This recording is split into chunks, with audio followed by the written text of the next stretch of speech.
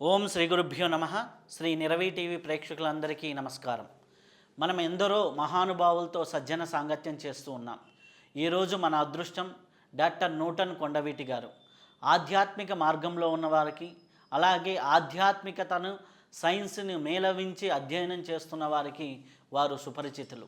వారు quantum life university అని స్థాపించి ఎంతో ఆధ్యాత్మిక సేవలను అందిస్తున్నారు. దేశ విదేశాల్లోనూ అనేక దేశాల్లోనూ వారు వర్క్షాపుల రూపంలో వారి ఆధ్యాత్మిక జ్ఞానాన్ని అందించడం అనేది జరిగింది. కాబట్టి అటువంటి మహానుభావుడితో ఈరోజు సజ్జన సాంగత్యం చేయటం మన అదృష్టం. వారితో వారి యొక్క ఆధ్యాత్మిక జ్ఞానాన్ని మనం పంచుకుందాం. నమస్కారం అండి. నమస్కారం రవిశాస్త్రి గారు. నమస్తే. మా స్టూడియోకి వచ్చినందుకు. ఇది నేను రాసినటువంటి, మీకు ఆల్రెడీ చేరింది, మీరు చదివానన్నారు, మరొక్కసారి ఇది ఆశ్చర్యపోయాను. ఇది మీ నుంచి వచ్చింది అంటే మిమ్మల్ని చూశాను కానీ అన్లెస్ ఒకళ్ళ జ్ఞానాన్ని మనిషి చూసినప్పుడు బయట నుంచి తెలుసుకోలేము. వారితో మాట్లాడడం కానీ వాళ్ళ వింటే మనకి తెలుస్తుంది. మీ పుస్తకం చదివితే తెలుస్తుంది మీరు ఎంత రీసెర్చ్, ఎన్నో జన్మల సాధన ఉంటే కానీ ఇది రాదు. మీ యొక్క లైఫ్ హిస్టరీ ఎప్పటి నుంచో పరిచయం ఉంది కాబట్టి నాకు తెలుసు. మీరు సైంటిఫికల్ బ్యాక్గ్రౌండ్ నుంచి వచ్చారు, అందుకనే మీకు న్యూటన్ అనేసి మీ ఫాదర్ పేరు పెట్టడం. అలాగే కమ్యూనిజల్ భావజాలం నుంచి వచ్చారు, ఏదైనా ఆధారంతోనే ఉంటేనే రావటం అనేది జరిగింది అనేసి మీరు చాలాసార్లు మీ ఎక్స్పీరియన్సెస్లో చాలా వీడియోస్లో షేర్ చేయడం జరిగింది. సో అసలుకి మీరు ఆధ్యాత్మికతలోకి రావడానికి ఒక కోర్ బీజం అనేది, ఒక ట్రాన్స్ఫర్మేషన్ అనేది ఎక్కడో జరిగి ఉంటుంది కదా.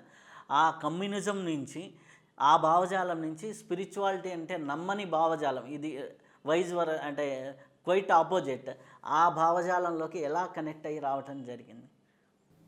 ఒక పుస్తకం నేను 1987లో చదివాను.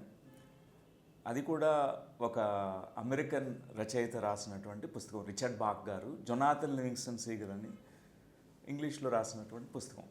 అది మా ఫాదరు నాకు ఒక గిఫ్ట్గా ఇచ్చారు. అది 2 అవర్స్లో చదివేశాను. నేను అప్పుడు ఇంటర్మీడియట్ చదువుతున్నా, సెకండ్ ఇయర్. అంటే ఎంసెట్ అని అప్పుడు ఎగ్జామ్ జరిగేది, మెడికల్ ఎంట్రన్స్ టెస్ట్. దానికి ప్రిపేర్ అవుతున్న సమయంలో బుక్ చదివాను నేను. అది చదివిన తర్వాత ఎన్ని ప్రశ్నలు ఉదయించాయో అదే నాకు బీజం అనమాట. నాలో జరిగినటువంటి ఆ అంతర్మథనము, ఫస్ట్ ఎంత మదనం జరిగిందంటే, జీవితానికి ఒక పరమార్థం ఉందా, ఒక అర్థం ఉందా, దీనికంటే ఒక మీనింగ్ అనేది ఉందా, ర్యాండమ్గా ఈ జీవితం ఏమో జీవించట్లేదు, ఒక అర్థం ఉంది అని ఆ పుస్తకంలో ఒక మెసేజ్ ఇచ్చారనమాట. అంటే ఎంతో గ్రేట్ హైట్స్ సాధన ద్వారా రీచ్ అయినటువంటి మాస్టర్ జొనాథన్ గారు. ఒక సీగల్, అది ఒక బర్డ్ అనమాట. అది ఎంత ప్రభావితం చేసిందంటే ఆన్సర్స్ కోసం నేను చూస్తున్నా ఆ సమయంలో. అప్పుడు ఇంటర్మీడియట్ సెకండ్ ఇయర్. ఆ తర్వాత ఒకరోజు అంటే నేను మెడికల్ కాలేజ్లో సీట్ వచ్చేసింది. కర్నూలు మెడికల్ కాలేజ్ని ఎంచుకున్నా. మామూలుగా ఉస్మానియాలో జాయిన్ కావచ్చు, ఎక్కడో జాయిన్ కావచ్చు, కానీ నాకెందుకో కర్నూలులోనే జాయిన్ కావాలనిపించింది. కర్నూలులో జాయిన్ అయ్యాను 1987. 2 సంవత్సరాలు అయిపోయింది. ఒకసారి నెల్లూరు నుంచి నేను కర్నూలుకి బస్సులో ప్రయాణం చేస్తున్నప్పుడు రాత్రంతా తోటి ప్రయాణికులు ఒక ఆయన ఉన్నారు. ఆయన ఎవరో తెలియదు, ఆయన పరిచయం లేదు, స్ట్రేంజర్. కానీ రాత్రంతా ధ్యానం గురించి చెప్తున్నారు ఆయన. నేను అప్పుడు సిగరెట్ అలవాటు ఉంది.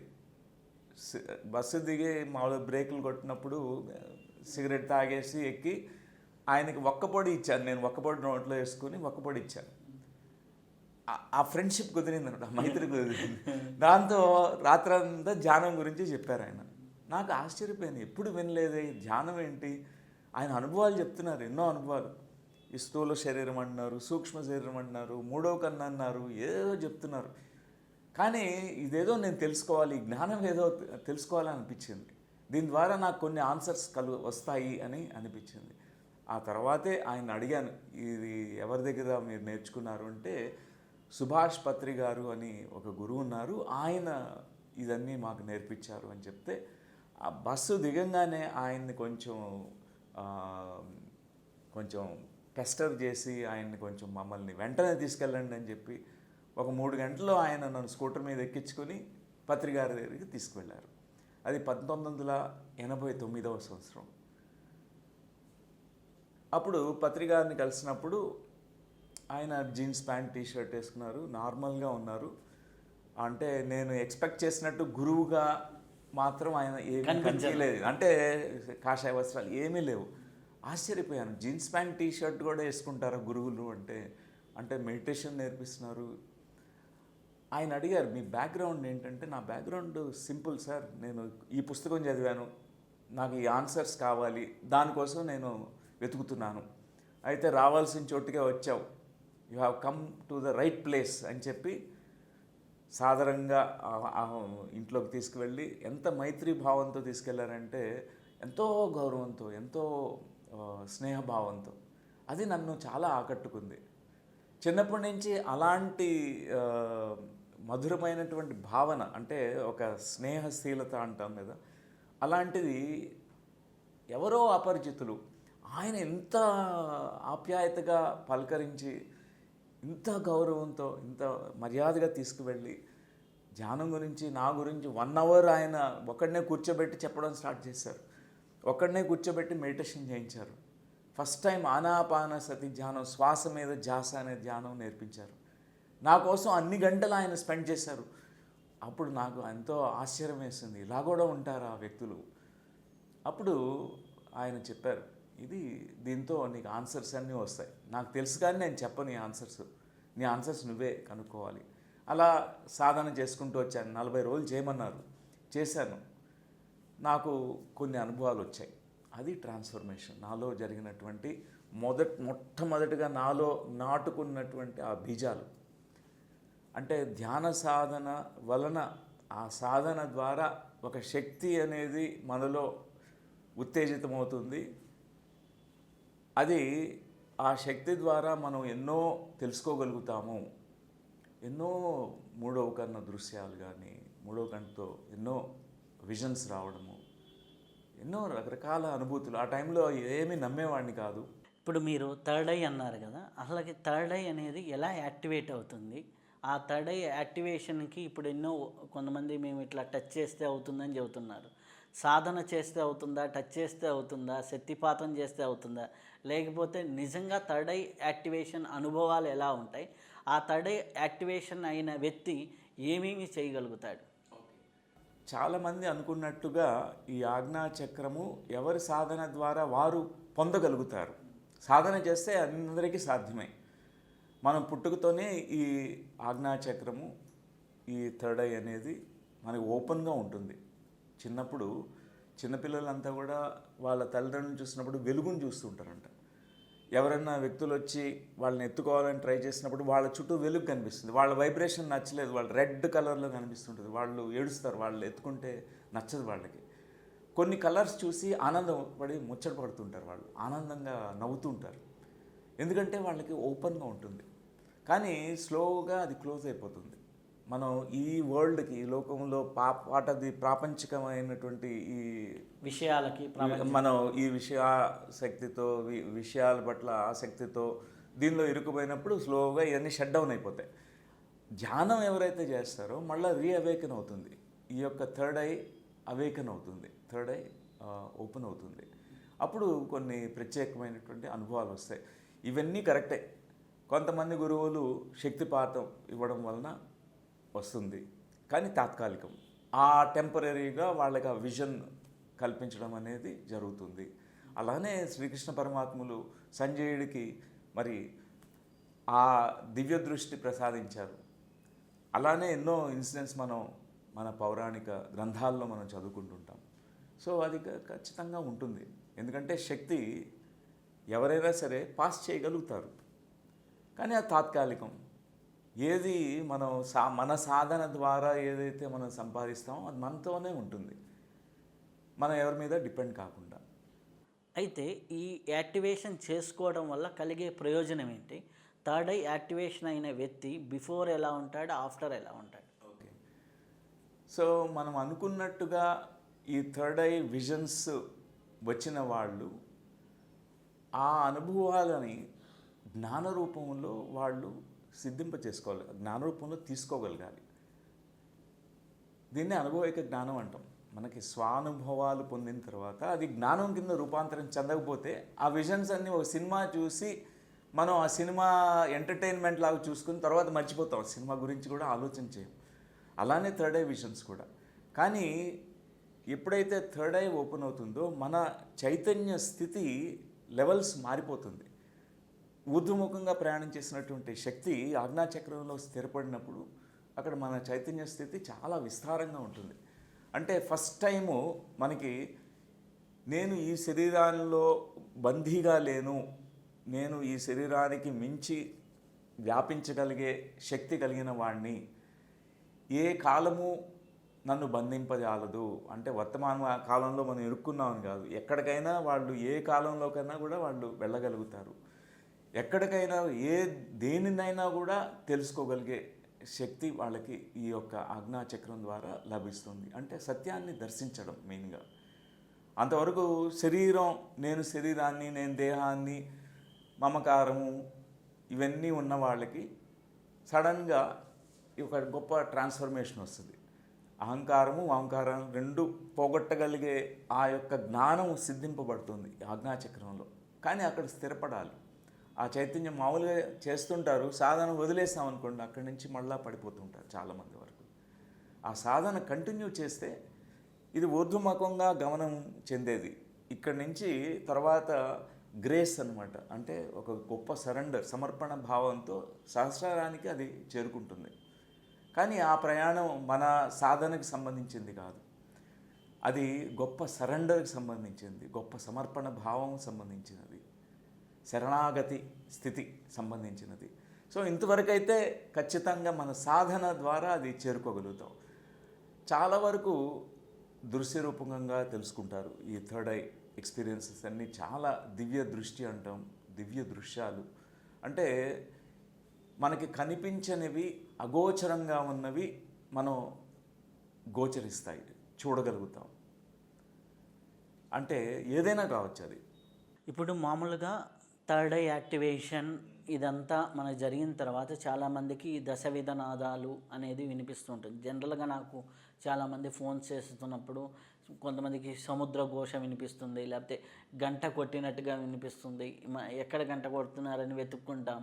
ఇట్లాంటి అనుభూతులు చెప్తూ ఉంటారు కొంతమందికి. అట్లా ఒక 1 year 1.5 year ధ్యానం చేసిన వాళ్ళకి ఇటువంటి కథలు అంటే వాళ్ళ ఇది ఉంటుంది వాళ్ళకి. అప్పుడు ఆ ధ్వనులు కొన్నిసార్లు మామూలుగానే ఉంటాయి, కొన్నిసార్లు ఇరిటేషన్ తెప్పిస్తూ కూడా ఉంటాయి.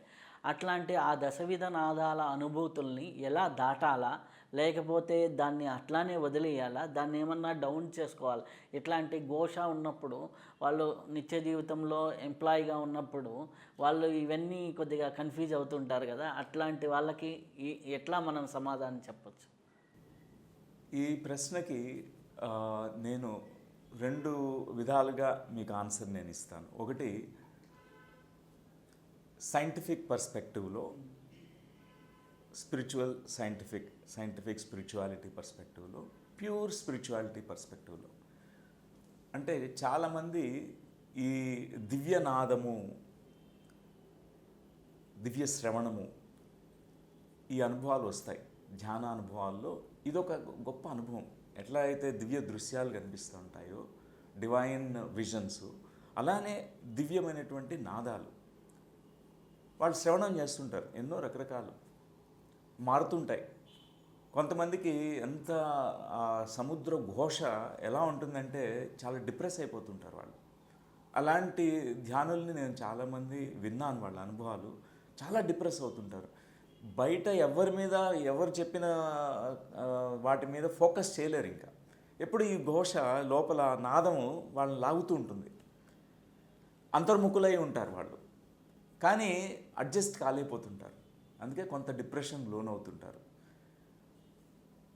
ఒకటి, ప్రతి సాధకుడు కూడా, ధ్యాన సాధకులు వారు ఫస్ట్ అంతర్శుద్ధి లేకుండా ధ్యానం చేసినప్పుడు, తీవ్రంగా చేస్తారనుకోండి, ఏమవుతుందంటే వాళ్ళకి కొన్ని నెగిటివ్ ఎఫెక్ట్స్ బయటకు వస్తాయి.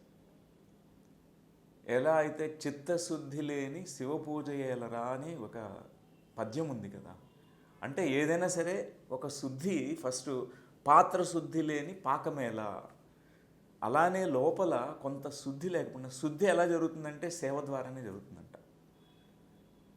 ఒక సేవ చేసిన తర్వాతనే లోపల శుద్ధి జరుగుతుంది.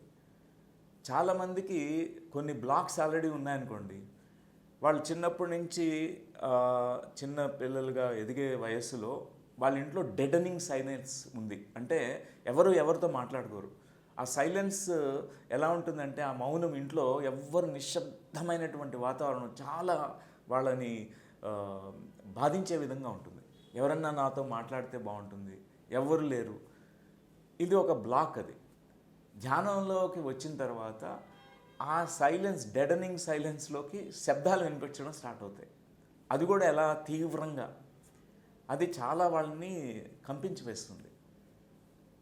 ఇది మేము చాలామంది మెడిటేటర్స్లో అబ్జర్వ్ చేసి వాళ్ళు గైడ్ చేశాం. కౌన్సిలింగ్ అప్పుడు గైడ్ చేశాం. చిన్నప్పుడు ఇలాంటి సన్నివేశాలు జరిగా ఎవరైనా డెడనింగ్ సైలెన్స్ అని ఒక పదాన్ని ఉపయోగిస్తుంటాం. డెడనింగ్ సైలెంట్ అంటే ఎవరైనా చావు అప్పుడు అంత సైలెంట్ అయిపోతుంది, నిశ్శబ్ద వాతావరణం. అలాంటి సైలెన్స్ అంటే చాలా సాడ్నెస్తో కూడినటువంటి ఒక సైలెన్స్. ఆ యొక్క జ్ఞాపకాలు వాళ్ళు శుద్ధి చేసుకున్న తర్వాత ఈ యొక్క తీవ్రత తగ్గిపోవడము, దాన్ని వాళ్ళు నియంత్రించగలిగే శక్తి వాళ్ళకి వచ్చింది. అంటే నాకు ఈ శబ్దాలు, నాదాలు, దివ్యనాదాలు వద్దనుకుంటే వద్దు, అవి మైనస్ అయిపోతాయి. వాటి బ్యాక్గ్రౌండ్లో మరీ దాన్ని ఎంత కావాలంటే అంత తగ్గించుకోవడము, ఆ పర్సంటేజు, ఆ విధంగా వాళ్ళు చేయగలిగారు.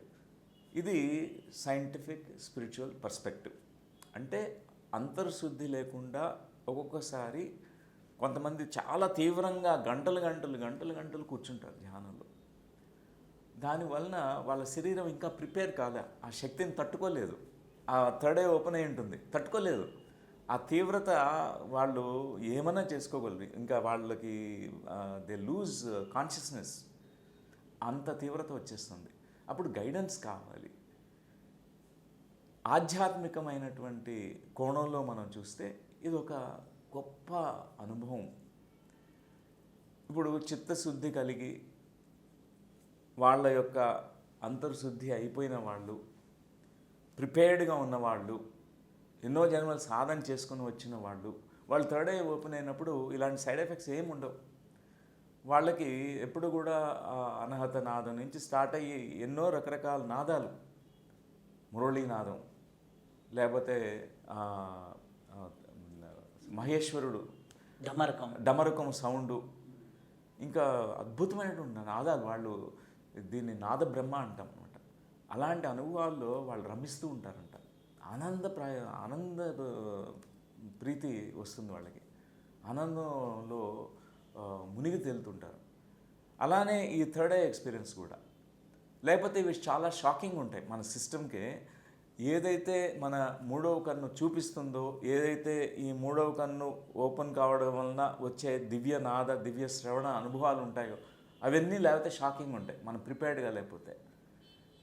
సరి అయిన అవగాహన, అసలు సరి అయిన జ్ఞానం వాటి నుంచి తీసుకోవాలి. అందుకే విష్ణుమూర్తిని చూస్తే ఒక పక్కన శంఖము, ఒక పక్కన చక్రం పట్టుకుని ఉంటారు, సుదర్శన చక్రం. సుదర్శన చక్రం అంటే థర్డ్ ఐ ఎక్స్పీరియన్స్.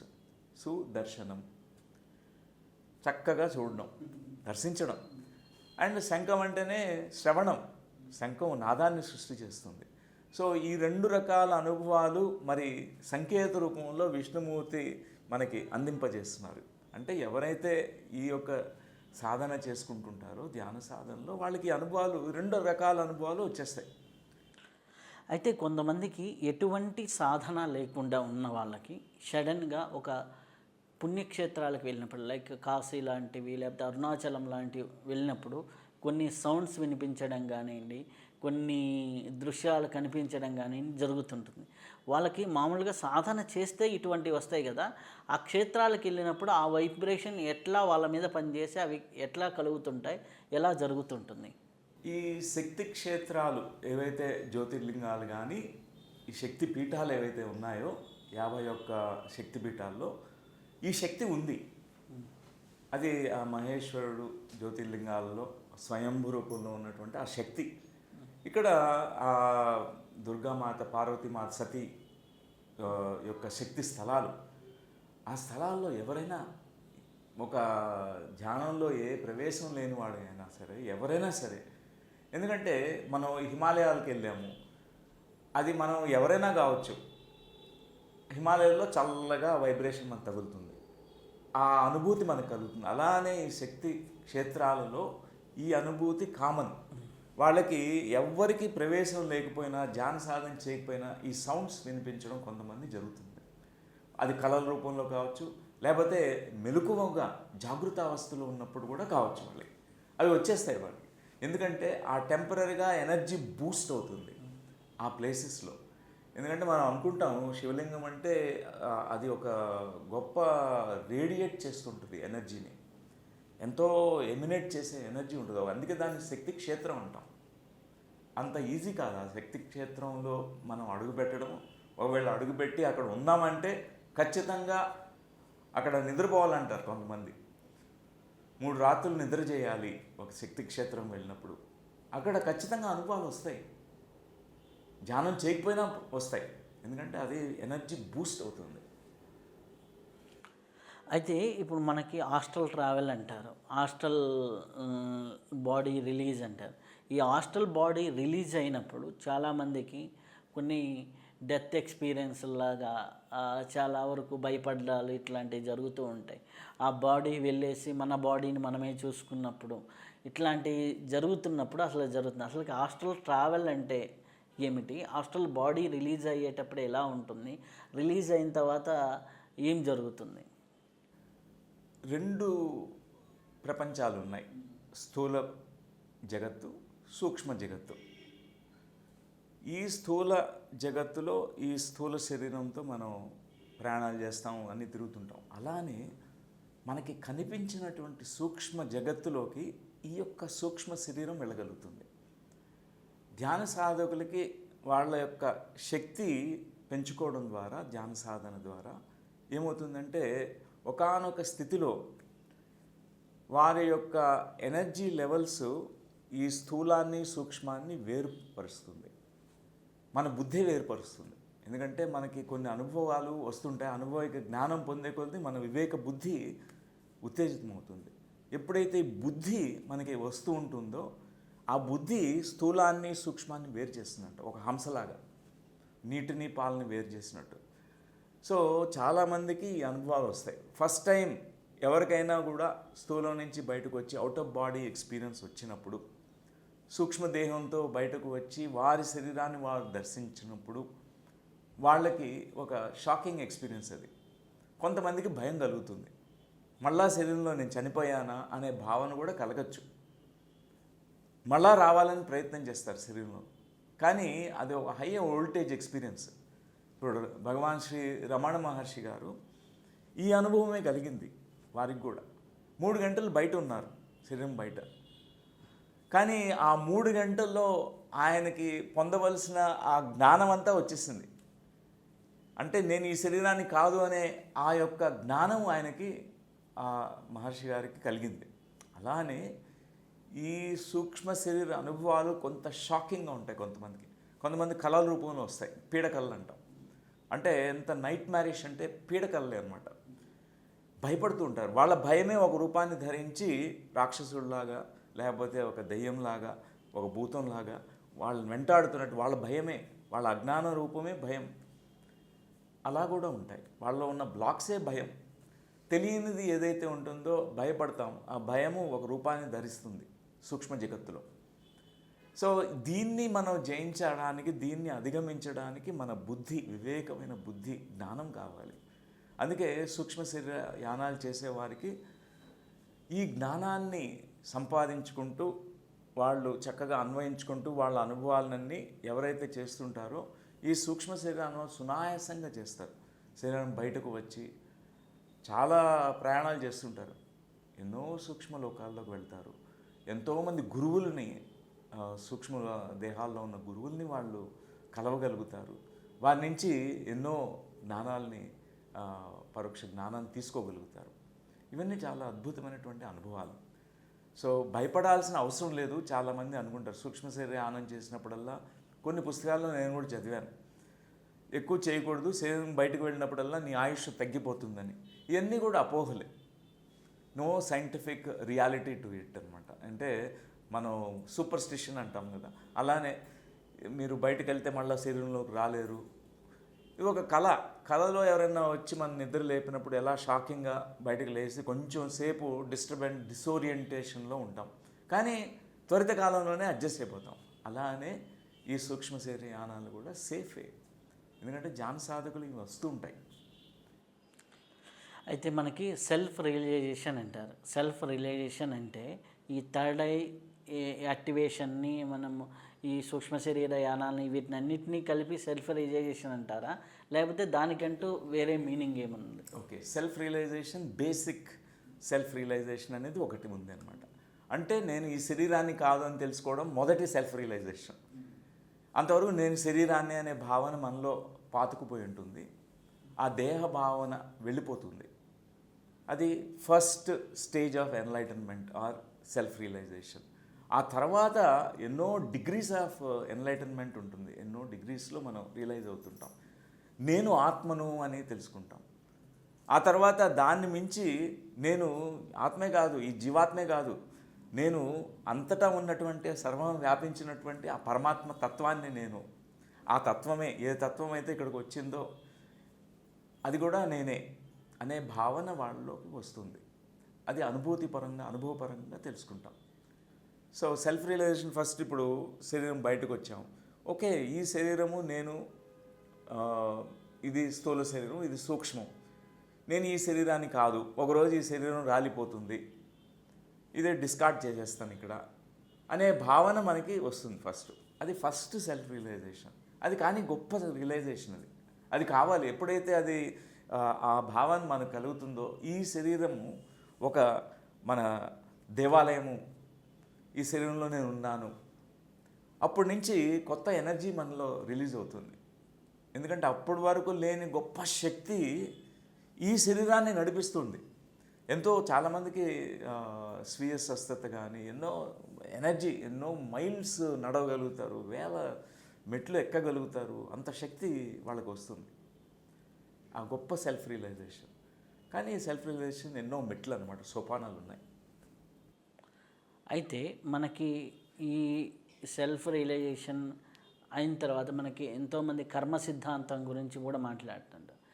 ఈ కర్మ సిద్ధాంతము మన ఆధ్యాత్మిక పురోగతిని లేకపోతే ఆధ్యాత్మికతని నిర్ణయిస్తుందా, లేకపోతే కర్మ సిద్ధాంతంలో బ్రేక్స్ ఉంటే అలాగే ఆధ్యాత్మికతలో రాకుండా మనం ఆగిపోతామా? ఈ కర్మ మన ఆధ్యాత్మికతను ఆపుతుందా, ముందుకు నేడుతుందా? ఈ కర్మని ఎలా హ్యాండిల్ చేయాలి? రెండు పదాలు నాకు నా మైండ్లోకి ఇప్పుడు వస్తున్నాయి మీరు ప్రశ్న అడగంగానే. ఒకటి కర్మచక్రము, రెండవది ధర్మ స్థితి, మన ధర్మము. ఒకటి కర్మచక్రం ఎప్పుడైతే ఎండ్ అవుతుందో మన స్వధర్మంలోకి మనం వెళ్ళగలుగుతాం. అంతవరకు ఈ కర్మచక్రంలో ఇరుక్కుని మనం తిరుగుతూ ఉంటాం, పరిభ్రమిస్తూ ఉంటాం, పునరావృతం అవుతూ ఉంటాయి. చాలామంది వరకు చాలా చేయాలని అనుకుంటారు. ఆధ్యాత్మికంగా నేను ఇంత సాధన చేయాలి, ఈ గురువులను కలవాలి, నేను హిమాలయాలకు వెళ్ళి అట్లీస్ట్ 2 years సాధన చేయాలి. కానీ ఇక్కడ వీలు కాదనమాట. వాళ్ళు ఎన్ని అరేంజ్మెంట్స్ చేసుకొని వెళ్ళాలనుకున్నా కూడా క్యాన్సిల్ చేసుకోవాల్సి వస్తుంది. ఎందుకంటే ఆ కర్మచక్రం వాళ్ళని ఇంకా వదిలిపెట్టలేదు.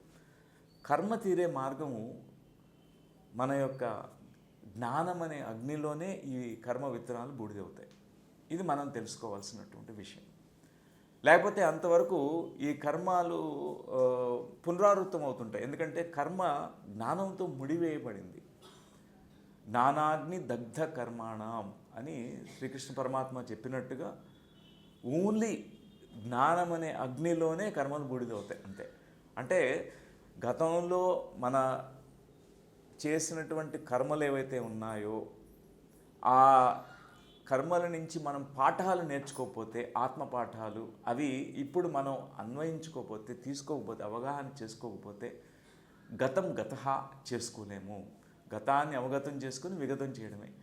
ఎప్పుడైతే కర్మచక్రం ఎండ్ అవుతుందో మన ధర్మంలోకి వెళ్తాం. మన ధర్మమే స్వధర్మం. ఫస్ట్ నేను ఎవరిని అని తెలుసుకోవాల్సిందే ధర్మం. సో దీనికి ఒక లింక్ ఉందన్నమాట. అయితే ఈ కర్మని బట్టి మన పునర్జన్మ సిద్ధాంతం కూడా ఆధారపడి ఉంటుంది. ఈ కర్మకి పునర్జన్మకి ఉన్న లింక్ ఏంటి? ఈ పునర్జన్మలు అనేవి కూడా ఎందుకు సంభవిస్తున్నాయంటే ఈ కర్మల వలన. ఈ కర్మ శాస్త్రాన్ని ఎవరైతే సంపూర్ణంగా అర్థం చేసుకోగలిగారో వారికి ఈ యొక్క కార్యకారణ సంబంధమైనటువంటి ఈ భౌతికపరమైనటువంటి అనుభవాలన్నీ అర్థమవుతాయి. లేకపోతే ఇవన్నీ ఇల్లాజికల్గా ఉంటాయి, ఇర్రేషనల్గా ఉంటాయి. ఎందుకు ఇలా జరిగింది, వాళ్ళకి ఆన్సర్స్ దొరకవు. చాలామంది నేను చాలా మంచివాడిని, ఎందుకు నాకు అన్నీ నెగటివ్ ఎందుకు జరుగుతున్నాయి అనుకుంటారు.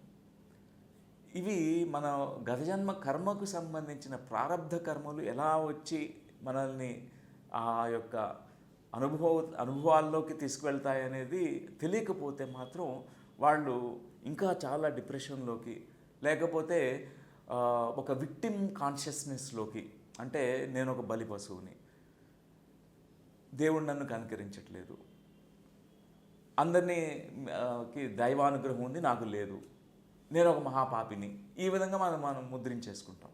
కానీ అక్కడ సత్యం ఏంటంటే మనం ఆ యొక్క కర్మ పాఠాలు నేర్చుకోవాలి. ఇక్కడ ఆ కర్మ పాఠాలు నేర్చుకోకపోతే ఇవి తీరవు. ఇది మళ్ళీ ఇంకొక జన్మకి తీసుకొస్తుంది, ఇంకొక జన్మకి కారణం అవుతుంది. చిన్న విషయాల్లో కూడా, చిన్న చిన్న విషయాల్లో కూడా ఆ కర్మ ఎలా మనల్ని ఇంకొక జన్మకి తీసుకువెళ్తుందంటే, ఒక రుణం, మనం ఒకళ్ళ రుణం తీసుకున్నాం, ఒక డబ్బులు తీసుకున్నాం, మాట ఇచ్చాం డబ్బులు నీకు ఇస్తాను, రిటర్న్ చేస్తాను, ఇవ్వలేదు, మనం రిటర్న్ చేయలేదు, బాడీ వెకేట్ చేసాం, దానికోసం మళ్ళీ పుట్టారు. మాట చాలా జాగ్రత్తగా మాట్లాడాలి. ఎవరికైనా ఒక ప్రామిస్ చేసామంటే, ఒక వాగ్దానం చేసామంటే, వాక్కు దానం చేసామంటే, ఈవెన్ వాక్కు యొక్క దానం కూడా ఎంత ఇంపార్టెంట్ అంటే అది ఇంకొక జన్మగా తీసుకొస్తుంది, అది కర్మ అవుతుంది. సో ఈ కర్మ సిద్ధాంతాన్ని సంపూర్ణంగా అర్థం చేస్తారు. భారతదేశంలో ఒక గొప్ప జ్ఞానం ఉంది, మహాజ్ఞానం ఉంది ఇక్కడ. మన ఆధ్యాత్మిక శాస్త్రాల్లో, మన గ్రంథాల్లో, వేదాల్లో, ఉపనిషత్తులో అదేంటంటే కర్మ సిద్ధాంతము, పునర్జన్మ సిద్ధాంతము. ఈ ప్రపంచంలో ఏ దేశంలో కూడా ఇంత గొప్పగా చెప్పబడలేదు. ఊరికే ఏదో రీసెర్చ్ చేసి సూపర్ఫిషియల్ లెవెల్లో చెప్పగలిగారు, కానీ అంత లోతుల్లోకి మన భారతదేశం ఇది ఛాంపియన్ అనమాట. మన భారతదేశం విశ్వగురు అంటాం. అందుకే అయితే మన ఫాస్ట్ లైఫ్స్కి వచ్చేసరికి లాస్ట్ ఒక 2 years బ్యాక్ ఒక అబ్బాయి నా దగ్గరికి రావటం జరిగింది. ఆ అబ్బాయి ఏంటంటే ఎవరో ఒక యోగిని కలిసినప్పుడు అతను ఏంటంటే మంచి బిజినెస్ ఫ్యామిలీలో పుట్టాడు, వెల్ ఆఫ్ ఫైనాన్షియల్గా. వైఫ్ చూస్తే చాలా మదర్లా, అంటే ఒక ప్రేమగా చూసుకునే వైఫ్. నాకెందుకు ఏ కష్టాలు లేవు అని ఒక యోగిని పోయి అడగటం, క్యూరియాసిటీతో నా గత జన్మలెన్ని కనుక్కోవాలనే ఒక క్యూరియాసిటీతో ఆయన ఏదో టెక్నిక్ చెప్పాడు. ఇతను బాగా ప్రాక్టీస్ చేశాడు. ఆఫ్టర్ ఫ్యూ డేస్ తర్వాత ఈయనకు ఒక దృశ్యం కనిపించింది. ఏంటంటే ప్రీవియస్ ఇంకాగ్నేషన్లో ఎవరైతే మదర్ ఉన్నారో ఆ మదర్ ఏంటి, ఇతన్ని పెంచాలి, ఇతన్ని పెరిగిన తర్వాత చూసుకోవాలి అని ఇదితో ఆవిడ బాడీ లివ్ చేయటం, ఆవిడే ఇప్పుడు వైఫ్గా రావటం అనేది జరిగింది. సో గత జన్మలో మదర్, ఇక్కడ వైఫ్. ఎలా ఇట్లాంటి సిచ్యువేషన్స్ వచ్చినప్పుడు అతనికి అర్థమైనప్పుడు, అదే ఫేస్ రిఫ్లెక్షన్స్ అవే ఉన్నప్పుడు అతను ఎలా ఆ ఎమోషనల్గా హ్యాండిల్ చేయాలి. మదర్తో ఒక బిహేవియర్ ఉంటుంది, వైఫ్తో ఒక బిహేవియర్ ఉంటుంది. దీన్ని ఎలా హ్యాండిల్ చేయాలి, దాన్ని ఎలా సైకలాజికల్గా తాను అంటే కొత్త ప్రాబ్లం కొనుక్కొని తెచ్చుకున్నట్టు అయింది. సో అప్పుడు కలిసినప్పుడు బాబా గారిని ఇట్లా కలవడానికి వచ్చినప్పుడు తన ప్రాబ్లం ఇది అని చెప్తే ఇప్పుడు సెట్ అయ్యాడు. కానీ ఆ ప్రాబ్లం అట్లాంటిది వచ్చినప్పుడు చూసుకున్నప్పుడు ఎలా దాన్ని ఎమోషనల్గా డీల్ చేయాలి, ఎలా అంటే నేను అంటే క్లియర్గా మీకు కమ్యూనికేట్ అయింది అనుకుంటా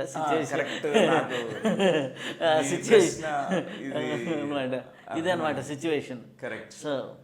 సో మామూలుగా ఒక ఉదాహరణ తీసుకుందాం. ఇప్పుడు మన సినిమాలు ఉన్నాయి, సినిమాల్లో ఎంతోమంది పాత్రధారులు ఉంటారు, ఎన్నో పాత్రలు పోషిస్తుంటారు. సో ఒక సినిమాలో సావిత్రి గారు తల్లి పాత్ర వేశారు, ఇంకొక సినిమాలో ఎన్టీఆర్కి మరి భార్యగా వేసి ఉండొచ్చు. అంటే సినిమా బట్టి మారుతూ ఉంటుంది, కథ బట్టి. అలానే ఎన్నో జన్మలు, ఒక్కొక్క జన్మ ఒక్కొక్క సినిమా అనుకుంటే మరి ఒక శరీరాన్ని ఛేదించిన తర్వాత అది ఆ పాత్ర అయిపోయింది, రోల్ అయిపోయింది, రోల్ని డిస్కార్డ్ చేస్తాం. అక్కడ ఆత్మరూపంలో ఉన్నప్పుడు బంధాలు ఏముండవు, రిలేషన్షిప్స్ ఉండవు, కానీ అక్కడ ఆత్మీయత అనేది ఉంటుంది. ఆ యొక్క ఆత్మ మైత్రి భావన ఉంటుంది. అంతేగాని అక్కడ ఫాదర్ అండ్ సన్ లేకపోతే బ్రదర్సు ఇలాంటివన్నీ ఉండవు అనమాట. సో ఆ విధంగా మనం తీసుకోవాలి. ఇక్కడ వాళ్ళకి మోస్ట్లీ అందుకే నేచర్ ఒక డిజైన్ చేసింది, ఎవరు గుర్తు పెట్టుకోకుండా. మన లైఫ్ని ఎలా స్టార్ట్ అవుతుందంటే అందరూ కూడా ఏమీ ఉండవు, ఇప్పుడే ఫ్రెష్గా స్టార్ట్ అయినట్టు ఫ్రెష్గా స్టార్ట్ అవుతుంది. ఎందుకంటే గత జన్మలన్నీ గుర్తుపెట్టుకుంటే మన ఇంట్లోనే మన బ్రదరే పాస్ట్ లైఫ్లో ఎనిమీ అనుకోండి, లేకపోతే ఫాదరే ఎనిమీ. ఇప్పుడు మనం చిన్నప్పటి నుంచే మనకి ఆ ద్వేష భావన ఉంటుంది. కానీ ఒక నేచర్ మనకి ఇంకొక గొప్ప ఆపర్చునిటీ ఇచ్చింది. ఏదైతే అన్ఫినిష్డ్గా ఉందో గత జన్మల్లో, పూర్వజన్మల్లో, దాన్ని మనం ఫినిష్ చేసి కంప్లీట్ చేసుకోవడానికి మనం మళ్ళా ఒక ఆపర్చునిటీ, అవకాశం ఇవ్వబడింది మనకి. సో ఈ అవగాహన మనకు కలిగినప్పుడు ఎలాంటి అనుభవాలు కూడా వచ్చినప్పటికీ, అంటే అవన్నీ గత జన్మ అనుభవాలే, పూర్వజన్మ అనుభవాలే. సో వాటిని తీసుకోగలిగే శక్తి, జ్ఞానం వాళ్ళకి సిద్ధింపబడుతుంది. లేకపోతే ఆ జ్ఞానం లేకపోతే వాళ్ళకి షాక్లోకి వెళ్తారు. అది వాళ్ళని ఇంకా ఎక్కువ డిస్టర్బ్ చేస్తుంది. నేను చెప్పిన కేసు అదే అనమాట. అవునవును, చాలా ఇలాంటి కేస్ స్టడీస్ నేను 2-3 విన్నాను. వాళ్ళు కూడా ఇదే కన్ఫ్యూజన్లో అనమాట. వాళ్ళు ప్రారంభ దశలోనే ధ్యానంలోకి వచ్చారు. ఒక ఆవిడ అంతా చక్కగా ఉంది, భర్తతో చాలా ఆనందంగా ఉండేది. ధ్యానం చేస్తున్నప్పుడు ఆమెకి కనిపించింది ఏంటంటే గత జన్మలో హస్బెండ్ మర్డర్ చేశాడని చెప్పేసి ఆ దృశ్యాలన్నీ కనిపించాయి. ఇంకా అప్పటి నుంచి ఆ ద్వేషభావంతో ఉండేది, కోపం ఆయన చూస్తే ట్రిగర్ అయిపోయేది. సో రిలేషన్షిప్ ప్రాబ్లమ్స్ వచ్చినాయి. మళ్ళా కౌన్సిల్ చేసి గతం, అవగతం, విగతం, అది గతం సంబంధించింది. ఇప్పుడు మీరు యూనివర్సు, విశ్వం మళ్ళీ ఇంకొక మీకు అవకాశం ఇచ్చింది. ఈసారి అన్యోన్యంగా అలా పునరావృతం చేయకుండా మళ్ళా ఇద్దరు కూడా చాలా అద్భుతమైన బంధంతో, ఒక ఆత్మీయతతో మీరు జీవించడానికని కౌన్సిల్ చేస్తే వాళ్ళు మళ్ళా రెక్టిఫై చేసుకున్నారు వాళ్ళ అండర్స్టాండింగ్ని. ఇప్పుడు కొంతమంది ఎక్స్పీరియన్సెస్ చెప్పేటప్పుడు నేను గత జన్మలో ఇంత పెద్ద యోగిని, లేకపోతే ఇంత గ్రాండ్ మాస్టర్ని, ఆర్ ఇంత పెద్ద అంటారు. వాళ్ళు ఇప్పుడు జీవితాలు చూస్తే చాలా నార్మల్ లెవెల్లో ఉంటాయి. సో అట్లాంటి వాళ్ళు ఎందుకు గత జన్మ తాలూకు ఉన్నటువంటి సాధనా జ్ఞానం కావచ్చు, గత జన్మ తాలూకు ఉన్నటువంటి ఆ గ్రేట్ క్వాలిటీస్ ఈ జన్మలోకి ఎందుకు డౌన్లోడ్ చేసుకోలేకపోతున్నారు? అవి ఎందుకు డౌన్లోడ్ చేసుకుంటే ఇంకా అద్భుతంగా ఉంటుంది కదా. మనకు ఇప్పుడు ఒక 400 జన్మలు, 500 జన్మలు ఎత్తింటే 500 జన్మల తాలూకు ఎక్స్పీరియన్స్ డేటాని ఈ జన్మలో పెట్టుకుంటే ఇంకా అది ఇంకా క్వాలిటీగా జీవించడానికి ఆస్కారం ఉంటుంది కదా. అది ఎందుకు జరగటం లేదు? అలా డౌన్లోడ్ చేసుకునే అవకాశం ఉందా? ఖచ్చితంగా డౌన్లోడ్ చేసుకునే అవకాశం అయితే ఉంది.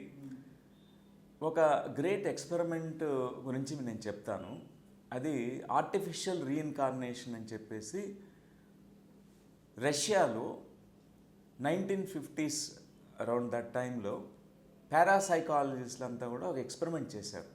భారతదేశంలోని రీఇన్కార్నేషన్ అంటే పునర్జన్మల సిద్ధాంతం గురించి ఇవన్నీ విని, ఇది మన స్టూడెంట్స్ అందరికీ కూడా ఇది ఉపయోగపడుతుందని చెప్పి, అంటే స్కూల్లో చదివే విద్యార్థులందరినీ వాళ్ళు ఆర్టిఫిషియల్గా, మీరు మీ గత జన్మల్లో మీరు జీనియస్గా ఉన్న వాళ్ళు కానీ, ఆథర్స్ ఆఫ్ ది బుక్స్గా కానీ, ఒక యోగులుగా ఉన్నవారు కానీ, ఒక పారాసైకాలజిస్ట్ సైంటిస్ట్గా ఉన్న అలాంటి జన్మల్లోకి వెళ్ళి తెలుసుకోండి అని చెప్పి వాళ్ళని హిప్నాటిక్ స్టేట్లో తీసుకువెళ్ళారు. వాళ్ళంతా ఆ గత జన్మల స్మృతులన్నీ కలిగాయి. ఆ ఎక్స్పెరిమెంట్లో అరౌండ్ 200 స్టూడెంట్స్కి చేస్తే వాళ్ళల్లో వాళ్ళ యొక్క అవేకనింగ్ జరిగింది. వాళ్ళు ఎవరైతే వాళ్ళ చిత్రలేఖనం, ఫర్ ఎగ్జాంపుల్ ఒక గ్రేట్ పెయింటర్ ఉన్నాడు గత జన్మలో, ఆ పెయింటర్ లైఫ్ టైము అవేకన్ అవ్వగానే ఈ చైల్డ్కి ఆ పెయింటింగ్ స్కిల్ వచ్చేసింది. ఈ జన్మలో నేర్చుకోకపోయినా అద్భుతమైనటువంటి ఆ, చక్కగా గీయగలుగుతున్నాడు బొమ్మలు. అలా వీళ్ళు అబ్జర్వ్ చేశారు. దీన్నే ఆర్టిఫిషియల్ రీఇన్కార్నేషన్ అని, ఎందుకంటే వాళ్ళు నమ్మరు కాబట్టి. జన్మల తర్వాత ఇంకొక జన్మ ఉంటుందనేది వాళ్ళు నమ్మరు.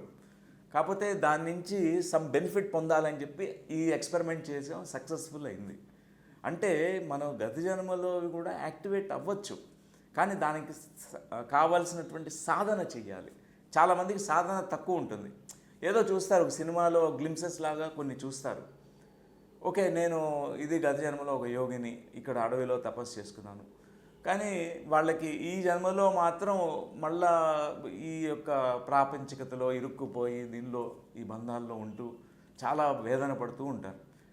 సో ఆ యోగి యొక్క క్వాలిటీస్ వాళ్ళలోకి ఇంకా రాలే. ఆ నిస్సంగత్వం కానీ, ఆ శ్రద్ధ కానీ, ఒక ఆధ్యాత్మిక జ్ఞానాన్ని సాధన చేసుకోవాలని కానీ వాళ్ళకి అది రాలేదు ఇంకా. కాకపోతే అలా చూసుకున్నారు, ఎందుకంటే ఒక గ్లిమ్స్ మాత్రమే చూసుకున్నారు. సాధన చేస్తే ఎవరికైనా కూడా ఆ డౌన్లోడ్ చేసుకునే ఆ శక్తి వాళ్ళకి వస్తుంది. డౌన్లోడ్ చేసుకుంటే అది ఉత్తమోత్తమం. ఇప్పుడు చాలామంది లా ఆఫ్ అట్రాక్షన్ అని మాట్లాడతారు, లా ఆఫ్ మేనిఫెస్టేషన్ అని మాట్లాడతారు. Law of attraction, law of manifestation గురించి అందరికీ తెలుసు. ఎందుకు అందరూ ఆ అట్రాక్ట్ చేయలేకపోతున్నారు? ఎందుకు అందరూ మేనిఫెస్టేషన్ చేయలేకపోతున్నారు? మంచి ప్రశ్న అడిగారు. ఎందుకంటే లా ఆఫ్ అట్రాక్షన్ ఏదైతే వరల్డ్ వైడ్ సీక్రెట్ అనే బుక్ ద్వారా ఇది ప్రాచుర్యం పొందిందో అది ఒక failure. Law of attraction is a failure. అంటే అనుకున్నట్టుగా అందరికీ అది లా ఆఫ్ అట్రాక్షన్ అనేది వాళ్ళు అనుకున్న విధంగా ఏది సృష్టింపజేసుకోలేకపోతున్నారు. చాలా అనుకుంటుంటాం కానీ సృష్టి కావట్లేదు. దాని ఒక రీజన్ ఉంది. సో ఈ జ్ఞానం తెలియకపోతే మనం ఈ లా ఆఫ్ అట్రాక్షన్లో మళ్ళా మనం విశ్వాసం కోల్పోతాం. నా ఆలోచనల వలన ఏమవుతుంది, ఏం కాదు. మామూలుగా మనం భారతదేశంలో అనుకుంటాం, యద్భావం తద్భవతి. మన వాస్తవాన్ని మనమే సృష్టిస్తాం, మన ఆలోచనలే ఇవన్నీ మూర్తిభవించి ఇవన్నీ ఏమనుకుంటామో సృష్టి చేసుకుంటామని. కానీ అది ఎట్లా సత్యమవుతుంది? ఇప్పుడు నాకు పేదరికంలో ఉన్నాను, నాకు డబ్బులు కావాలి. సో నేను గోల్ పెట్టుకుంటాను, నాకు ఈ డబ్బులు కావాలని. కానీ ఈ లోపల నేను పేదవాడిని అనే భావనతో నేను క్రియేట్ చేయలేను. లా ఆఫ్ అట్రాక్షన్ ఫెయిల్ అవుతుంది.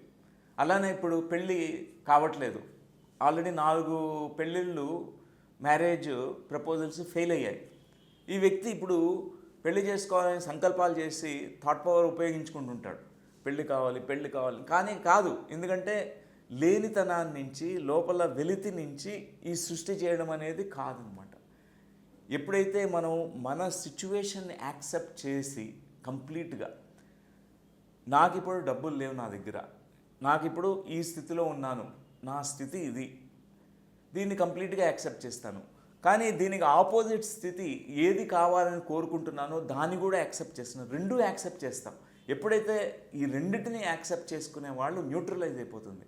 అప్పుడు వాళ్ళు ఏ సంకల్పం అయితే చేస్తారో ఆ సంకల్పాన్ని ఆజ్ఞాచక్రం నుంచి వాళ్ళు రిలీజ్ చేస్తారో ఆ సంకల్పం ఆజ్ఞ అనమాట, కమాండ్, అది జరిగి తీరుతుంది అనమాట.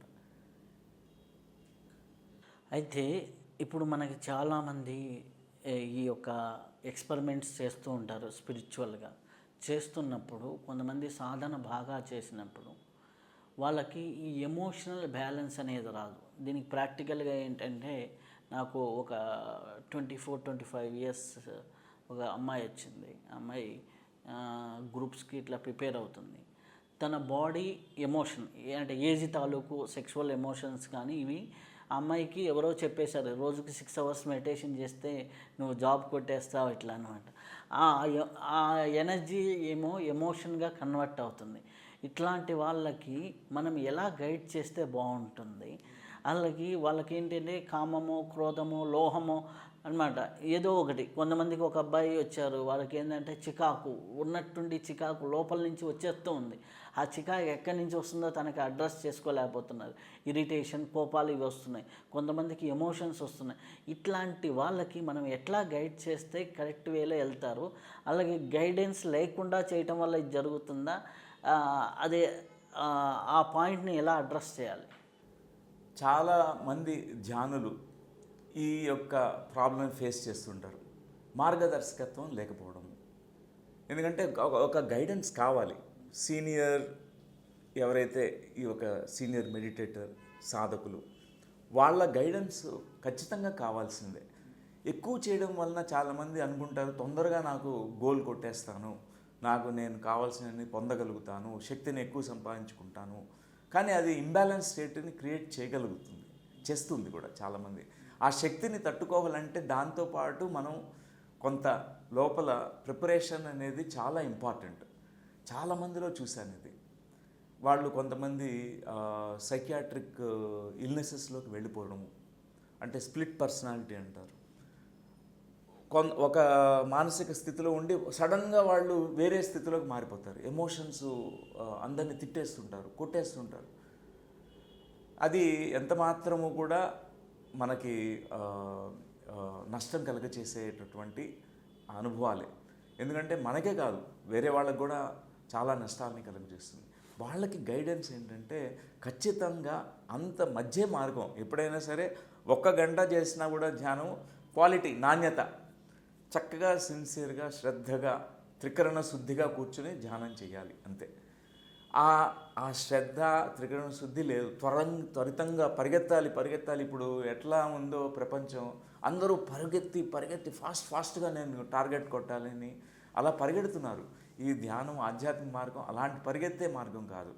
ఇక్కడ సాధన, మనల్ని మనం ప్రిపేర్ చేసుకోవాలి. లోపల ఎన్నో జరుగుతుంటాయి, అంతరంలో ఎన్నో జరుగుతుంటాయి. ఆ మార్పుల్ని గమనిస్తూ ఒక్కొక్కటి ఎంతో మధ్య మార్గంలో వెళ్ళాలి.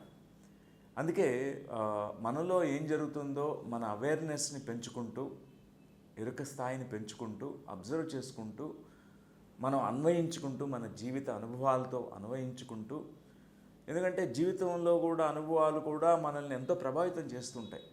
దేన్ని విస్మరించకూడదు. మనం మన బాధ్యతల్ని విస్మరించి కానీ, లేకపోతే కొన్ని భయపడి దాని నుంచి పారిపోవడానికి ధ్యానాన్ని ఉపయోగించుకోవడం కానీ ఇలా చేయకూడదు. ఖచ్చితంగా అలా చేసినప్పుడే ఇలాంటివన్నీ కూడా కలుగుతాయి. ప్లస్ షార్ట్ కట్స్ ఉండవు దేనికైనా సరే. మన అర్హత సంపాదించాలంటే సాధన కావాలి. ఖచ్చితంగా మనం అర్హులకు అవుతాం, యోగ్యత వస్తుంది. సో ఆ గైడెన్స్ వాళ్ళకి ఇవ్వచ్చు, మధ్య మార్గం. సాధనకి శరీరం ఎంత ఇంపార్టెంట్. చాలామంది ఆధ్యాత్మికతలోకి వచ్చేసరికి శరీరం వేస్ట్, ఆత్మే గొప్పది, శరీరాన్ని పట్టించుకోరు. శరీరంలో ఏదైనా రుగ్మతలు వచ్చినా అంటే మినిమం అంటే దానికి కావాల్సిన విటమిన్స్ కానీ దానికి కావాల్సిన సపోర్ట్ కానీ తీసుకోరు. శరీరం సాధనకి ఎంత ఇంపార్టెంట్. మనకి ఇది ఒక కోణం అయితే, రెండో కోణం ఏంటంటే చాలామంది వైరాగ్యం వైపు వెళ్ళిపోయి వైభోగాన్ని అంటే జీవితాన్ని వదిలేస్తారు. దాంపత్య జీవితం కానివ్వండి, శరీరాన్ని మీద అవగాహన కానివ్వండి, ఫ్యామిలీ మీద ఒక అవగాహన రెస్పాన్సిబిలిటీ కానివ్వండి, ఫైనాన్షియల్ మెయింటెనెన్స్ అవగాహన కానివ్వండి, వీటినన్నిటిని వదిలేస్తుంటారు. ఇది ఎంతవరకు అవసరం, ఎట్లా దీన్ని బ్యాలెన్స్ చేసుకోవాలా, అసలుకి వైరాగ్యం వచ్చింది కదా అని వదిలేయాలా? ఓకే, సో ఈ 2 మార్గాల్ని చూస్ చేసుకుంటారు. ఒకటి ప్రవృత్తి మార్గం, ఒకటి నివృత్తి మార్గం. ఈ 2 మార్గాల్లో కొంతమందికి వాళ్ళ వైరాగ్యంగా వెళ్ళిపోయి వైరాగ్య స్థితిలో వాటిని గోల్ మోక్ష జ్ఞానం పొందాలని వెళ్ళిపోయే ప్రయత్నం చేసేవాళ్ళు వాళ్ళన్నీ విస్మరించేస్తారు. వాళ్ళ బట్టలు వేసుకున్నారా లేదా అనే స్థితి కూడా కాదు, శరీర పోషణ కానీ, శరీరాన్ని కాపాడుకోవడం కానీ, రక్షించుకోవడం కానీ ఏముండదు వాళ్ళు. అదొక మార్గం. అది ఒక ఎక్స్ట్రీమ్ పాత్ లాగా ఉంటుంది. ఎందుకంటే ఇప్పుడు మన నాగ సాధువులు అని చూస్తుంటాం. హిమాలయాల్లో వెళ్ళేటటువంటి చాలా సాధకులు ఈ వైరాగ్య స్థితిలో ఓన్లీ గోల్ ఈజ్ స్పిరిచువల్, అంతే. అల్టిమేట్ కొట్టాలి, ఆ గోల్ కుంభస్థలం కొట్టాలి అని చెప్పి సాధన చేస్తారు. అదేం తక్కువని కాదు, తప్పని కాదు. ఎందుకంటే కానీ బుద్ధుల వారు రియలైజ్ అయినటువంటి గొప్ప సూత్రం ఏంటంటే మధ్య మార్గం. ఏది విస్మరించక్కర్లేదు. మనం మానసిక వైరాగ్యం అనేది ఇంపార్టెంట్. నిజంగా ఈ భౌతిక దేశంలో భౌతిక శరీరంలో ఉంటూ అన్నీ విస్మరించడం వైరాగ్యం. ఆ వైరాగ్యం ఉన్నా కూడా చాలామందికి మానసిక స్థితిలో అటాచ్మెంట్లు ఉంటాయి వాళ్ళకి. అది వాళ్ళు సన్యాసం తీసుకున్నారు అంటారు, కానీ మానసిక సన్యాసం ఇంకా తీసుకోలే, భౌతిక సన్యాసం తీసుకున్నారు. కాబట్టి అందుకే చాలా ఇంపార్టెంట్. మనం ఇక్కడ సంసారంలో ఉంటూనే ఆ గోల్ కొట్టాలి, మోక్ష జ్ఞానం సంపాదించుకోగలగాలి. అంటే మానసిక సన్యాసం మనం పొందవచ్చు, డిటాచ్మెంట్ స్టేటు, నిస్సంగత్వం ఈజీగా పొందవచ్చు. వైరాగ్యము, అభ్యాసము, శ్రీకృష్ణ పరమాత్మ చెప్పినట్టుగా ఈ రెండు ఇంపార్టెంటే. ఈ వైరాగ్య స్థితి మానసికమైనటువంటి స్థితి. అది మనం పట్టుకోగలిగితే ఆ సూత్రాన్ని చక్కగా మనం నిస్సంగత్వంలో ఉంటూ, ఇక్కడ అన్నిట్లో ఉంటూనే, ఈ సంసారంలో అన్నీ ఉంటాయి, ప్రతి అనుభవము చక్కగా ఆ అనుభవాన్ని స్వీకరిస్తూ, ఎక్కడా ఆగిపోకుండా, ఎక్కడా మనం నిలిచిపోకుండా మనం ప్రోగ్రెస్ అవుతూనే ఉంటాం, పరిణామంలో వెళ్తూనే ఉంటాం. ఇలా పొందిన వాళ్ళు కూడా ఎంతోమంది ఉన్నారు. బుద్ధుడు ఆ డోర్ ఓపెన్ చేశారు. ఫస్ట్ ఆయన కూడా వెళ్ళిపోయారు, శరీరాన్ని శుష్కింపజేసుకున్నారు. కానీ ఈ శరీరాన్ని కాపాడుకోవాలి, శరీర ధర్మము. ఎందుకంటే చాలామంది వరకు వాళ్ళు ప్రాణాన్ని కోల్పోయే స్థితికి కూడా వచ్చేస్తారు ఈ శరీరాన్ని విస్మరించి. ఏమంటారంటే ఆ దేవుడే చూసుకుంటాడు, నేను ఆ దేవుడికే వదిలేస్తున్నాను. అన్ని బాధ్యతలు అక్కడ వదిలేయకూడదు. ఎందుకంటే ఈ శరీర ధర్మం ఏంటంటే, మనం ఈ శరీరంలో ఉన్నప్పుడు ఈ శరీరాన్ని మనం రక్షించుకోవాలి.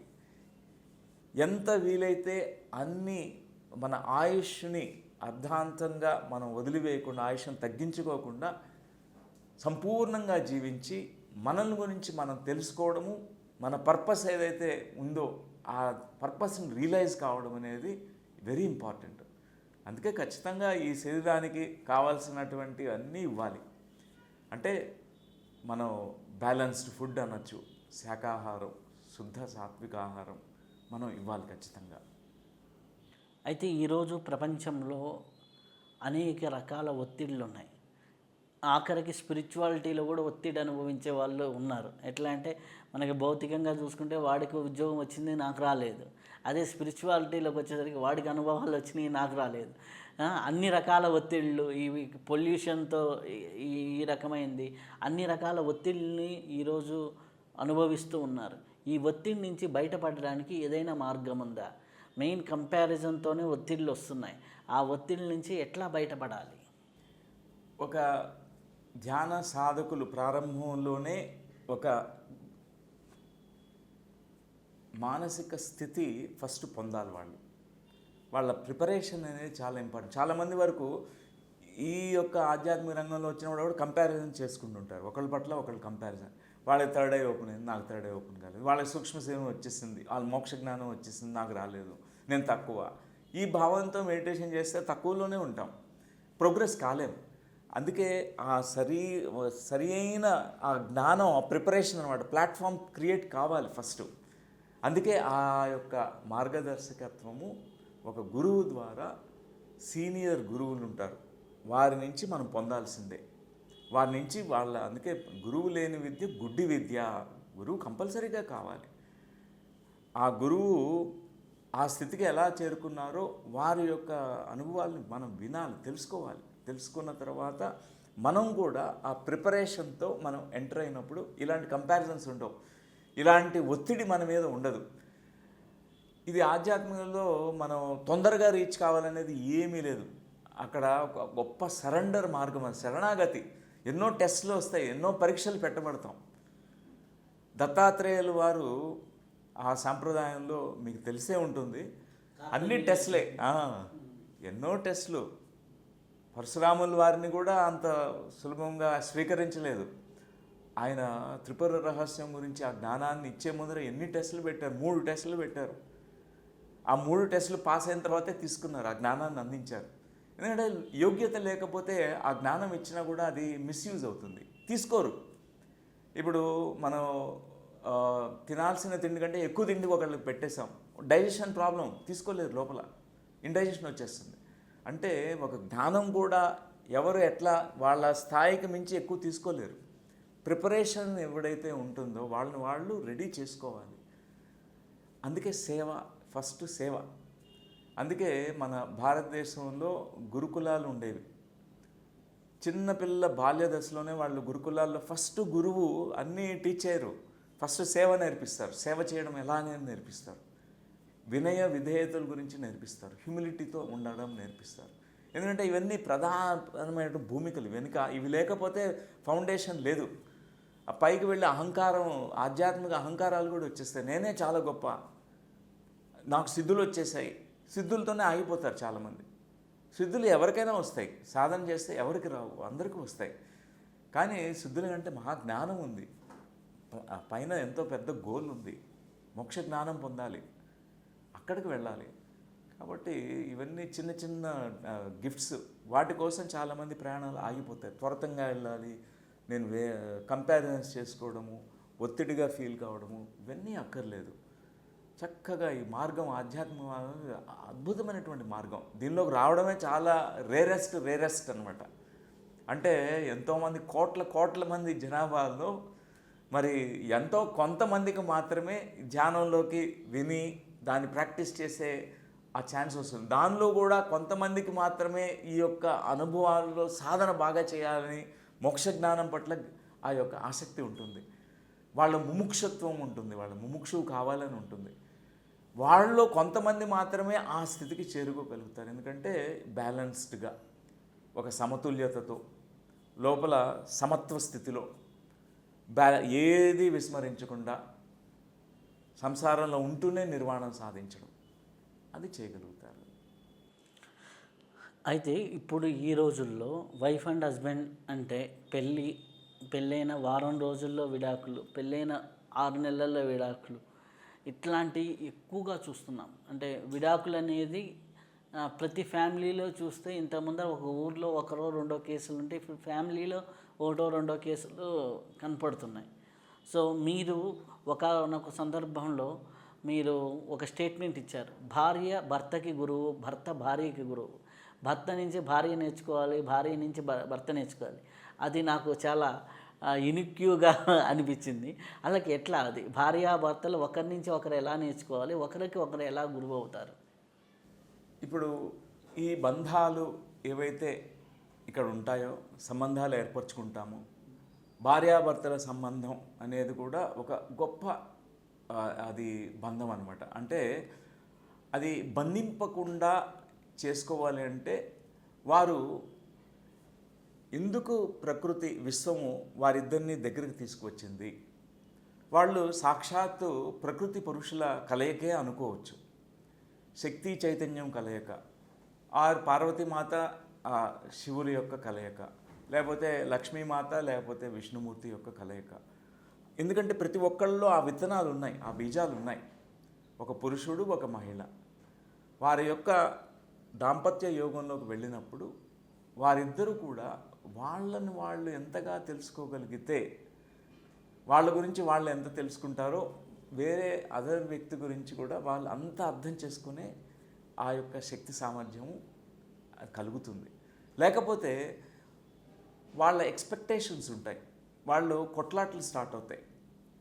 భర్తని భార్య కంట్రోల్ చేయడము, నియంత్రించడము, పెత్తనం చేయడము, లేకపోతే భర్త భార్యని కంట్రోల్ చేయడము, ఇవన్నీ జరుగుతుంటాయి.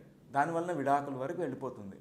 కానీ ఎవరైతే ఈ అన్యోన్య దాంపత్యంలో ఉండాలనుకుంటారో, ఈ కొన్ని మౌలికమైనటువంటి సూత్రాలు ఉన్నాయి ఈ ఆధ్యాత్మికతలో. అవేంటంటే, ఒక వ్యక్తి మన జీవితంలోకి భాగస్వామిగా వచ్చారు అంటే వారి నుంచి మనం నేర్చుకోవాల్సింది ఎక్స్చేంజ్ అనేది జరుగుతుంది. నేను కొంత నేర్పించేది ఉంటుంది, వాళ్ళ నుంచి నేర్చుకునేది నేను ఉంటుందని మనం అర్థం చేసుకోవాలి. ఒక వ్యక్తిని, మిమ్మల్ని నేను కలిశానంటే మీ నుంచి నేను నేర్చుకోవాల్సింది కూడా ఉంటుంది, లేకపోతే అలా కలవం. ప్లస్ నా నుంచి నేను చెప్పినవి కూడా మీకు కొన్ని తగులుతాయి, కొన్ని టచ్ అవుతాయి, అవి మీరు కూడా అది జ్ఞాన రూపంలో మీరు తీసుకుంటారు. అలా భార్యాభర్తల్లో కూడా జరుగుతుంది. ప్రతి భర్త కూడా భార్య నుంచి నేర్చుకోవాల్సిందే. ఎందుకంటే ఒక పురుషుడు ఆధిక్యత ఈ భూమండలం మీద చాలా ఉండడం వలన మహిళల్ని అణగదొక్కడం జరుగుతుంది, అణచదొక్కడం. వాళ్ళ ఎక్స్ప్రెషన్ లేదు, ఇప్పుడు ఆవిడకి ఆర్టిస్టు, పెయింటింగు, లేకపోతే చదువుకోవాలనో ఏదో ఉంటుంది. పెళ్ళైన తర్వాత ఎన్ని బంద్ చేయమంటారు. అలా కాకుండా భర్త భార్యకి ఏవి సంకల్పాలు ఉన్నాయో వాటిని కూడా ప్రోత్సహించి చేయించడము. ఆవిడలో ఎన్నో సుగుణాలు ఉంటాయి, ఆవిడ మిర్రర్ చేస్తుంటుంది, కొన్ని రిఫ్లెక్ట్ చేస్తుంటుంది. ఒక అద్దం ముందు మనం నుంచుంటే మన రిఫ్లెక్షన్ ఎలా చూస్తాడో భర్తకి భార్య రిఫ్లెక్షన్ అవుతుంది. తనలో ఉన్న ఇన్ఎడిక్వీసీస్ అన్నీ భార్య నుంచి చూసి నేర్చుకోగలుగుతారు అనమాట. అలా అర్థం చేసుకున్నప్పుడు భర్త నుంచి భార్య, భార్య నుంచి భర్త ఎన్నో నేర్చుకుంటూ ఒక చిలకా గోరింకల్లాగా వాళ్ళు దంపతుల్లాగా జీవించగలుగుతారు. అలాగే ఇప్పుడు ఉన్నటువంటి ప్రపంచంలో మనం చూసినట్లయితే అనేక ప్రాబ్లమ్స్తో సతమతం, అంటే జాబ్ లేక, ఫైనాన్షియల్, ఇటువంటి వాటికి స్పిరిచువాలిటీ ఈ భౌతిక ప్రాబ్లమ్స్కి ఆధ్యాత్మికత ఏ విధంగా సహాయపడుతుంది, ఆధ్యాత్మికత భౌతికతని ఎలా డీల్ చేస్తుంది? చాలామందికి ఒత్తిడి కలుగుతుంది. ఆర్థిక స్తోమత లేనప్పుడు, ఆర్థికంగా వాళ్ళు కొంత ఇబ్బంది లోనవుతున్నప్పుడు ఒత్తిడి తీవ్రంగా ఉంటుంది. చాలామంది వరకు ఆత్మహత్య చేసుకునేంత స్థితికి కూడా వెళ్ళిపోతుంటారు. ఎందుకంటే లోన్స్ కట్టాలనో లేదా ఆ ప్రెషర్ని తట్టుకోలేక ఫ్యామిలీ ఆత్మహత్య చేసుకోవడం ఇలాంటివి మనం వింటూ ఉంటాం.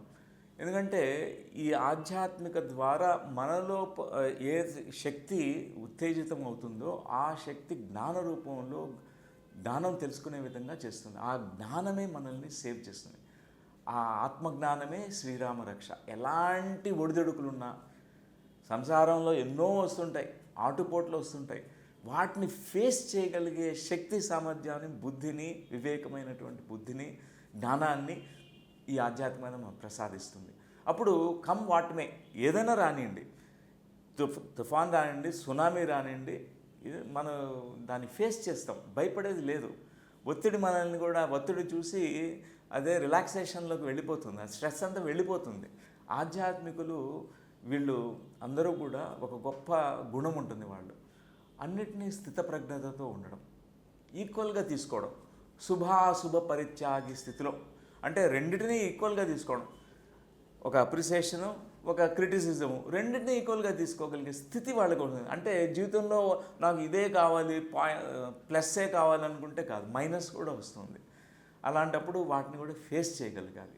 ఆ ఫేస్ చేసే శక్తి, సామర్థ్యము, బుద్ధి, వివేకము, జ్ఞానము అన్నీ కూడా ధ్యానమే ఈ ఆధ్యాత్మికత ఇస్తుంది. ఇప్పుడు మనం ధ్యానం అంటే చాలా పద్ధతులు ఉన్న బ్రెత్ మెడిటేషన్, మెడిటేషన్కి, బ్రెత్కి, స్పిరిచువాలిటీకి, ఈ బ్రెత్కి ఉన్నటువంటి ఇంపార్టెన్స్ ఏంటి? నేను మీరు రాసినటువంటి ఆ గొప్ప గ్రంథాన్ని కూడా నేను కొన్ని చాప్టర్స్ చదివాను. ఐ థింక్ 2 చాప్టర్స్ చదివాను. ఫస్ట్ అది ప్రతి ఇంట్లో ఉండాల్సినటువంటి గ్రంథం. అది ప్రతి ఇంట్లో కూడా ధ్యానం చేయకపోతే చదవాలి. అది ఒక లైబ్రరీ, ప్రతి లైబ్రరీలో ఉండాలి. ఈ ప్రపంచంలో అంతా డిస్ట్రిబ్యూట్ కావాలి. అంత మహాగ్రంథాన్ని మీరు రచించారు. శ్వాస గురించే, ఎందుకంటే శ్వాసే మూలం, అన్నిటికీ మూలం శ్వాసే. శ్వాసే ప్రాణ విద్య, శ్వాసే ప్రాణం, ఈ ప్రాణశక్తి. సో ఈ శరీరానికి శ్వాసకి ఎంతో లింక్ ఉంది. ఈ శరీరానికి మనస్సుకి లింక్ ఉంది. ఈ శ్వాసకి మనలో జరిగే ప్రతి మెటబాలిక్ క్రియకి సంబంధం ఉంది. సో ఎవరైతే ఈ శ్వాసని బాగా అబ్జర్వ్ చేస్తూ దాన్ని పట్టుకోగలిగారో, ఈ స్వరాలు మారడం కానీ, ఎలా లోపల జరుగుతుంది, ఈ శ్వాసలు ఎలా మారుతుంటాయి, ఎలా ఈ శ్వాసల ద్వారా ఈ యొక్క శక్తి ఉత్తేజితం అవుతుందో అది తెలుసుకున్న వారికి ఈ సృష్టి రహస్యాలన్నీ తెలిసిపోతాయి. ఈ శరీరం వజ్రకాయంగా కూడా తయారవుతుంది. ఇప్పుడు చాలామంది హిమాలయ గురించి వారి యొక్క ఆటోబయోగ్రఫీస్లో వారి ప్రత్యక్షమైనటువంటి అనుభవాలు చెప్పినప్పుడు విన్నాను కూడా నేను. వారు వాళ్ళ గురువుల ఆదేశానుసారము ఓన్లీ శ్వాసను పట్టుకుంటారు అంతే. ఒక స్థితిలో ఆహారాన్ని స్లోగా త్యజించేస్తారంట. అంటే ఘనాహారం, ఫస్ట్ సాలిడ్ డైట్ తీసేస్తారు, ఓన్లీ లిక్విడ్ డైట్ మీద ఉంటారు. కొన్ని నెలల తర్వాత లిక్విడ్ని కూడా మానేస్తారు, వాయుభక్షణ చేస్తారు, ఓన్లీ శ్వాస అంతే. ఆ శ్వాసతో వాళ్ళు వెయిట్ మళ్ళీ రెడ్యూస్ కారు, వెయిట్ బ్యాలెన్స్ అవుతుంది. గురువుకి రిపోర్ట్ చేయాలి. గురువు అడుగుతాడు, నీ వెయిట్ ఇప్పుడు అంతే ఉందా, తగ్గావా, సన్నబడ్డావా? తగ్గానంటే ఆఫ్ చేయమంటాడు సాధన.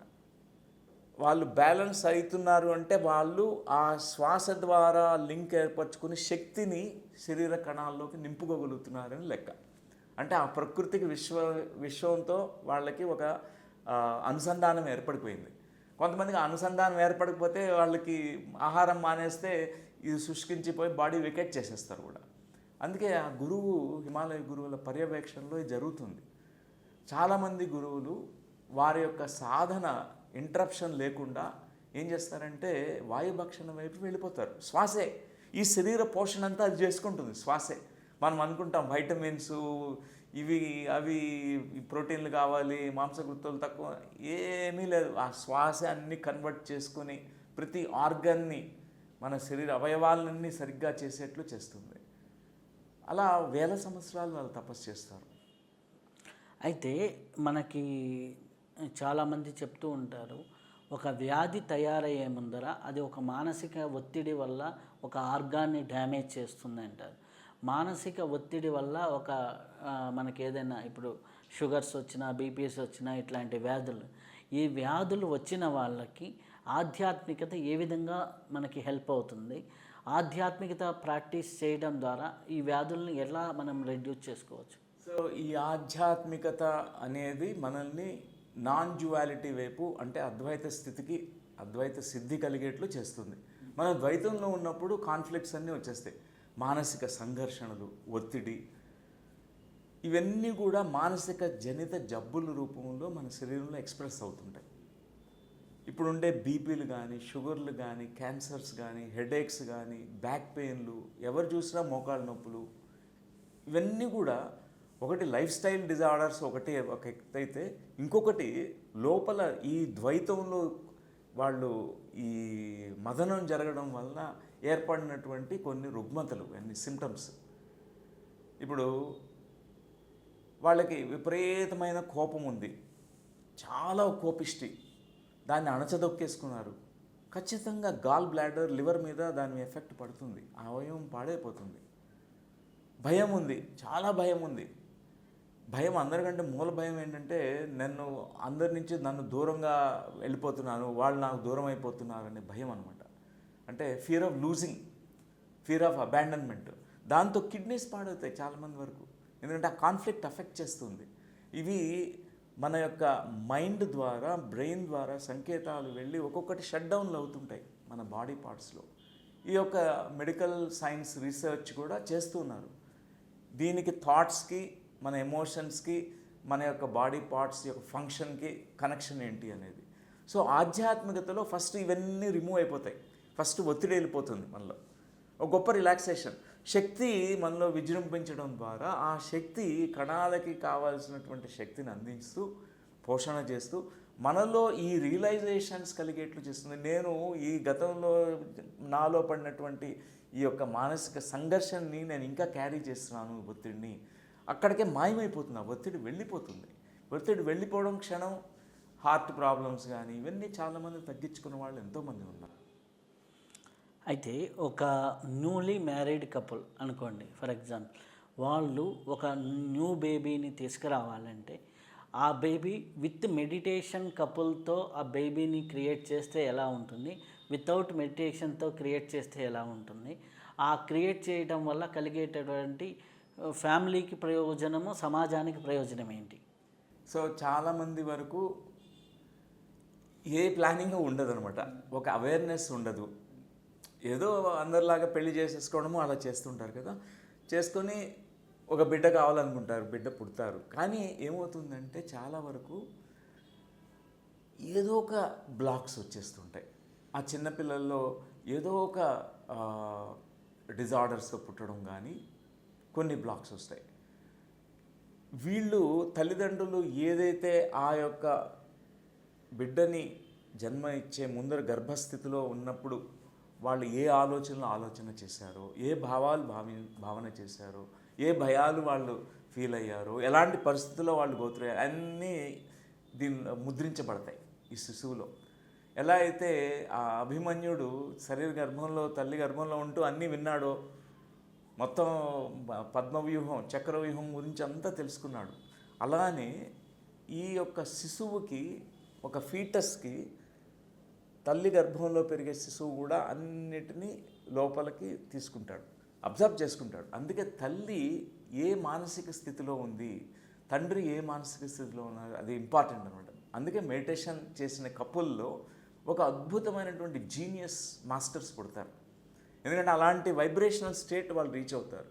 ప్లస్ వాళ్ళు ఈ చిన్నపిల్ల వాళ్ళకి మాకు ఏమన్నా అంతర్శుద్ధి చేసుకోలేకపోయాం, కొన్ని భయాలు ఇవన్నీ ఉన్నాయి, నువ్వు తీసుకోక్కర్లేదు అనే వాళ్ళకు కూడా కమ్యూనికేషన్, ప్రీ బర్త్ కమ్యూనికేషన్ అంటాం అనమాట. ఆ శిశువుకి చెప్పడం ద్వారా శిశువు వీరి యొక్క ప్రోగ్రామ్స్ని డౌన్లోడ్ చేసుకోరు. అంటే వీరి యొక్క భయాల్ని డౌన్లోడ్ చేసుకోరు. లేకపోతే ఇప్పుడు తల్లి దుఃఖంలో ఉంది, ఆ పిల్లవాడు పుట్టడం నుంచే తల్లి యొక్క దుఃఖాన్ని మోస్తూ ఉంటాడు. తండ్రిలాగా ఒక డిప్రెషన్ లోన్ అవుతుంటాడు. ఎందుకంటే ఆ యొక్క డౌన్లోడ్ అయిపోతుంటాయి ప్రోగ్రామ్ సబ్కాన్షియస్ మైండ్లోకి. ఇది తెలుసుకున్న వారు ఆధ్యాత్మికమైనటువంటి కపుల్ ఒక గొప్ప మాస్టర్స్కి జన్మ ఇవ్వగలుగుతారు. చాలా చాలా సంతోషం సార్. చాలా అద్భుతమైన విషయాల్ని మాతో పంచుకున్నందుకు చాలా చాలా కృతజ్ఞతలు. థ్యాంక్ యూ రవిశాస్త్రి గారు.